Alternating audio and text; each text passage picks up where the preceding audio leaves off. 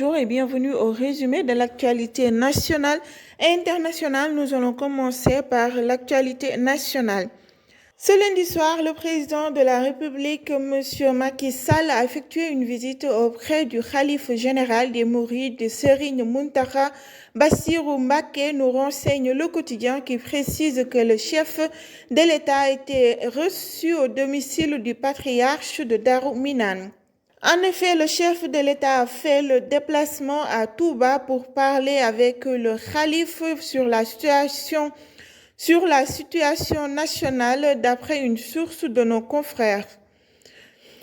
Une rencontre qui intervient dans un contexte où le Sénégal traverse une période particulièrement délicate, avec de violentes manifestations qui ont déjà causé la mort de 16 personnes, des incendies et des saccages à la suite du verdict du procès opposant Adji Sarr à Ousmane Sonko, où ce dernier est condamné à 2 ans de prison ferme.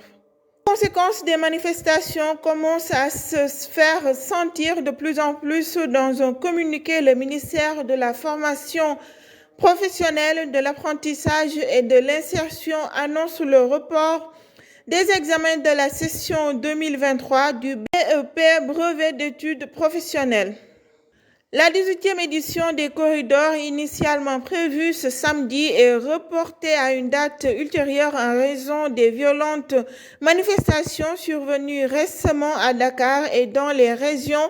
Serigne Khadim Mbacké, un maître coranique, était en cavale depuis plusieurs semaines. Il était soupçonné d'avoir violé une trentaine de fillettes. Cependant, il a été arrêté par les policiers du commissariat de Ndamatou à Touba.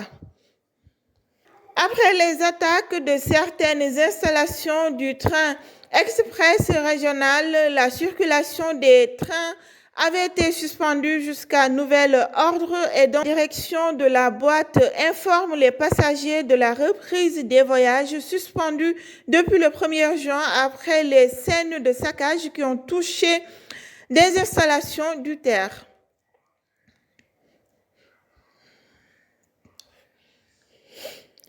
Toujours avec l'actualité nationale, pour des mesures de sécurité, les cours privés étaient suspendus suite au verdict du procès Sonko et de Adji Sarr. Des violences notées le jeudi et vendredi qui ont causé la mort de 16 personnes, en principe ce mardi 6 juin 2023. Tous les cours doivent reprendre sur l'ensemble du territoire national.